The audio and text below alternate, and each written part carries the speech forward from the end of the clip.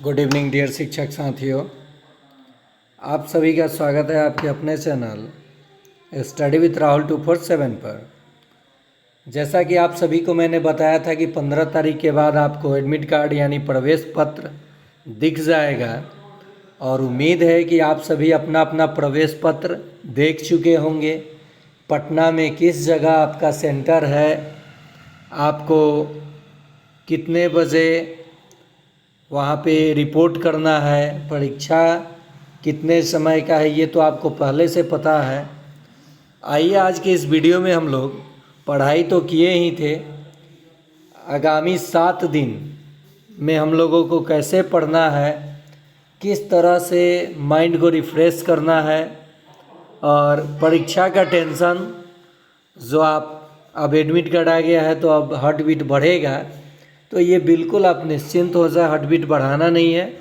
मैं बताऊंगा अभी इस वीडियो में कि किस तरह से आपको परीक्षा देना है और आसानी से आप कैसे पास होंगे।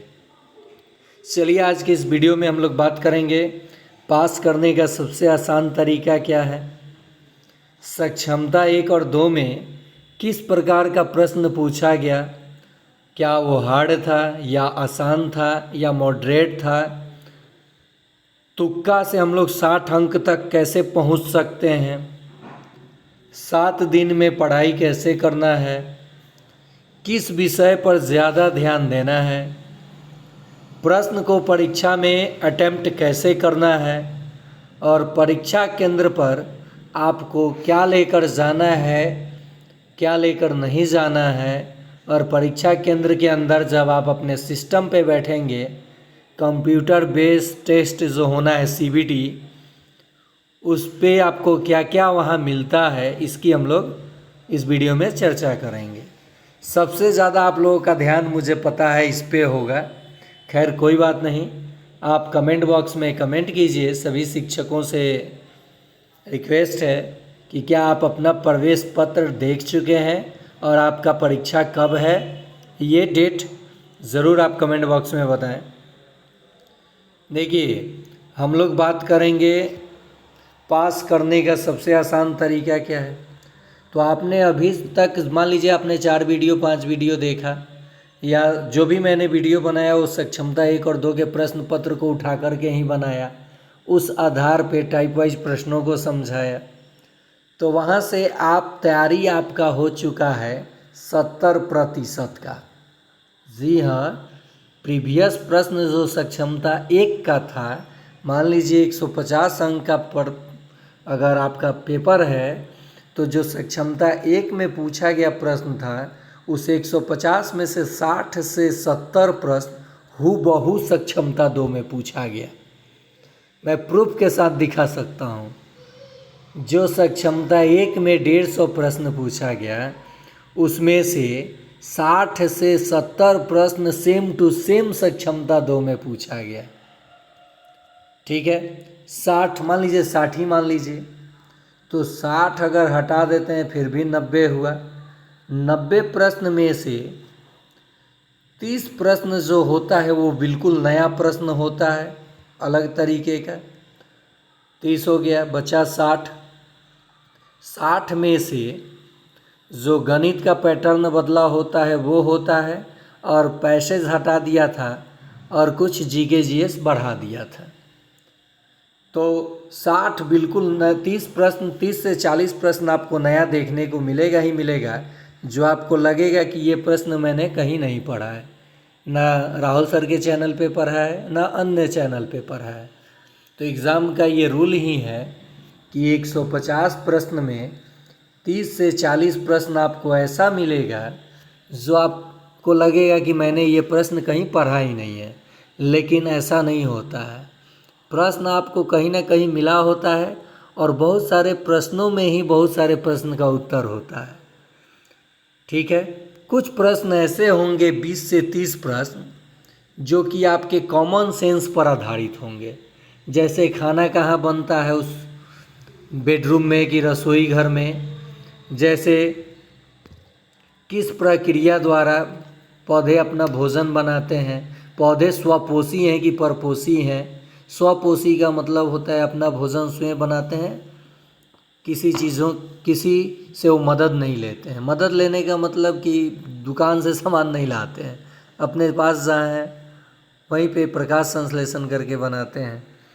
और कुछ ऐसे प्रश्न होंगे जो आपको मिले होंगे लेकिन कंफ्यूज करेंगे। तो चलिए, प्रश्न की तो बात हो गई कि किस तरह से प्रश्न आएगा, रिपीट भी करता है प्रश्न। बिल्कुल आप धैर्यपूर्वक प्रश्न को करेंगे। और मैंने जो आप लोगों को कहा है, इस चैनल पे हैं तो 120 नहीं तो 100 प्लस करके आप आएंगे, ये पक्का है। आप अपना कॉन्फिडेंस बढ़ा कर रखें। सक्षमता 1 और 2 में जिस प्रकार का प्रश्न पूछा गया है, मैं प्रत्येक सेट में उसमें से 15 से 20 प्रश्न दिया हूँ। सक्षमता 2 का जो प्रश्न पत्र का पूरा फुल वीडियो जो 1.5 घंटा 2 घंटा का मैं बनाया हूँ, इस वीडियो के डिस्क्रिप्शन में है, या फिर आप मेरे व्हाट्सअप नंबर 9939594899 पे हाय लिख कर भेजेंगे तो मैं भेज दूंगा। कि आप देख सकते हैं एक दिन का 1-1.5 घंटा समय निकाल करके कि सक्षमता 2 में कैसा प्रश्न पूछा गया और सक्षमता 1 में, उससे आपका कॉन्फिडेंस बढ़ जाएगा, तो इसका काम ख़त्म हो जाएगा। और पास करने का जो आसान तरीका है, तुक्का मारकर 60 अंक, तो 150 प्रश्न में अगर आप 5 दिन या 7 दिन भी पढ़े होंगे तो 50 ऐसे प्रश्न होंगे जो आपका पढ़ा हुआ प्रश्न होगा और सही होगा। 50 नहीं तो 40 ही मान लीजिए। और मैंने तुक्का मारने का 4 तरीका बताया है। पहला तरीका, सबसे बड़ा ऑप्शन तुक्का मारने का। मैंने देखिए, तुक्का मारने का 4 तरीका। अब आप 4 तरीका कौन कौन लगाएंगे। पहला तरीका, प्रश्न में देखेंगे, प्रश्न में बड़ा ऑप्शन। दूसरा तरीका है कि 150 में 8 से 10 प्रश्नों में दोनों का उत्तर दिया होगा, या ए एवं बी, या बी और सी, कुछ ऐसे करके दिया होगा, तो उसके साथ जाइएगा। तीसरा तरीका है इनमें से सभी। ज़्यादातर जब आप विज्ञान और पर्यावरण वाले सेक्शन में जब आप जाइएगा तो उसमें अगर इनमें से सभी है तो उसके साथ चले जाइएगा, आपका सही होने का चांस बढ़ जाएगा। वीडियो छोटा ही करूँगा ताकि आपका समय लॉस ना हो, आप लोगों का बहुमूल्य समय है, वो हो गया।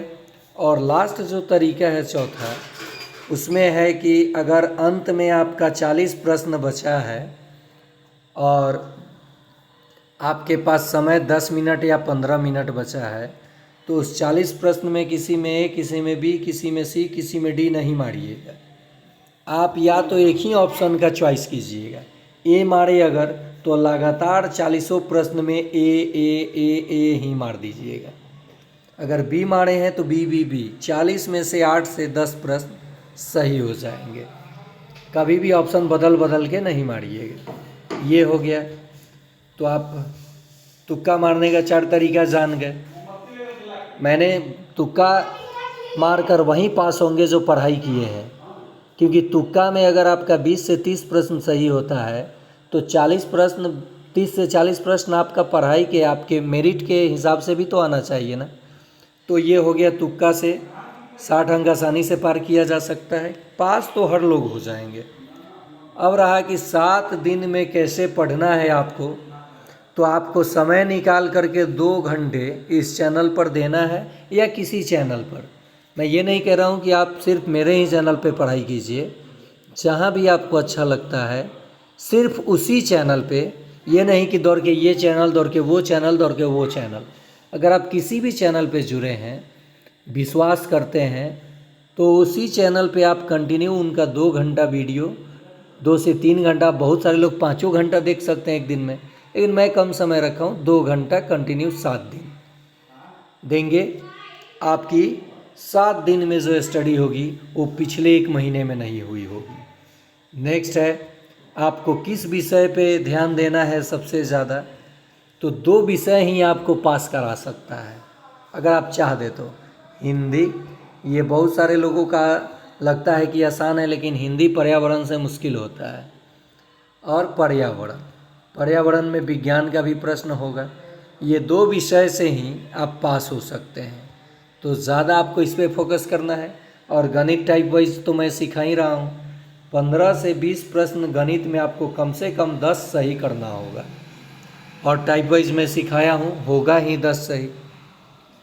उसके बाद रहा कि परीक्षा केंद्र पर जब जाएंगे आप, तो नियत समय पर पहुँचेंगे, और जो रिपोर्टिंग टाइम है रिपोर्टिंग टाइम के समय पे ही पहुँचेंगे, और कोई इलेक्ट्रॉनिक गैजेट, कलम, कॉपी नहीं लेंगे। पानी का बोतल भी आप नहीं लेंगे, अंदर पानी की सुविधा दी जाती है।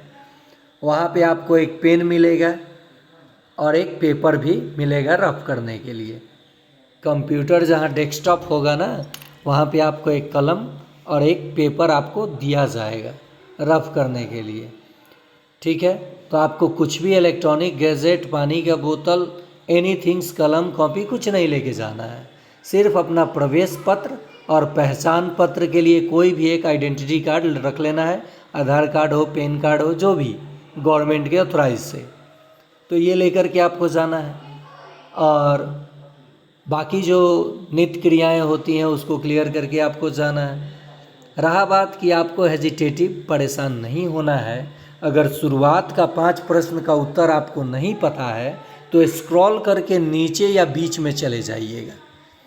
ऐसे आपको प्रश्न नीचे मिलना शुरू होंगे जो आपको लगे भाई सब आसान है, क्योंकि ऊपर का जो 8 से 10 प्रश्न होता है वो कभी आसान भी हो सकता है, कभी मुश्किल भी हो। तो आपको लगे बाप रे बाप, तो पहले ही परेशान हो जाएंगे।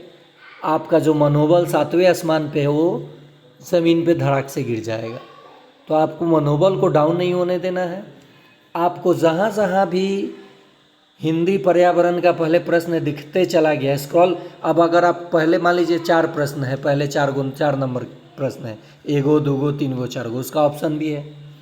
तो पहला प्रश्न आपको नहीं आ रहा है, दूसरा भी नहीं आ रहा है, तीसरा भी नहीं। पहला सीडीपी का है, बाल विकास, दूसरा इंग्लिश का है, तीसरा गणित का है, चौथा तो नहीं आया। तो आपको देखना है पर्यावरण कहाँ है या हिंदी कहाँ है। और जो जो प्रश्न पहले आ रहा है स्क्रॉल करके इसे आप छोड़ भी सकते हैं, इसे नहीं भी आप टिक करेंगे तो नीचे अपने कर्सर को बढ़ा सकते हैं। और जो प्रश्न आ रहा है उसको पहले आप अटेम्प्ट कर लीजिए नियत समय में। उसके बाद जो प्रश्न बच गए हैं गणित का रफ करके देख लीजिए, उसके बाद उसको टिक कर लीजिए।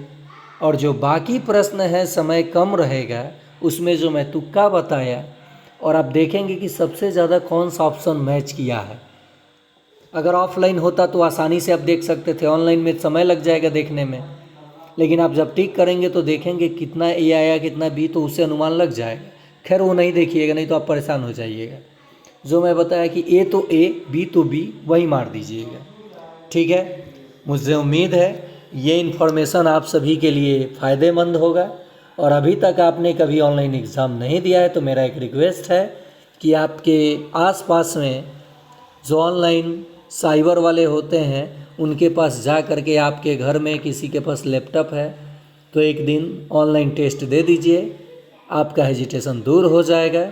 और मुझे पूरा विश्वास है कि जो लोग इस चैनल पे जुड़े हैं, पास तो छोड़िए 100 अंक करके आएंगे तो मुझे ज़्यादा खुशी होगी। मैं अनुत्तीर्ण तो किसी का सोचता ही नहीं हूँ।